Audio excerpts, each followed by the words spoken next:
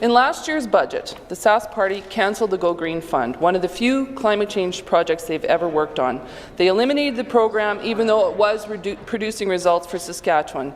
In yesterday's budget, this attack on climate change progress continued. They cut the Climate Change Department in the Ministry of Environment an additional 20%. That's a 73% drop in funding over 2 years. Mr. Speaker, only 2 weeks ago, the Premier ranted on to the international media about how, quote, we care about the environment, end quote.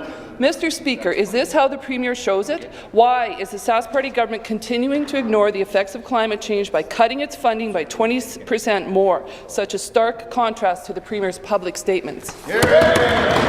When the Premier wrote to the President of the United States in January, he made no mention of climate change despite his latest new talking points and spin that somehow it's part of his agenda. Perhaps that's a good stone left unturned, Mr. Speaker, because Saskatchewan, unfortunately, has the highest per capita carbon footprint in Canada. This is not an area of leadership we can be proud of, Mr. Speaker. In fact, there's nothing in the budget that would lower this footprint. When the Finance Minister spoke yesterday, he didn't even mention the words climate change or environment.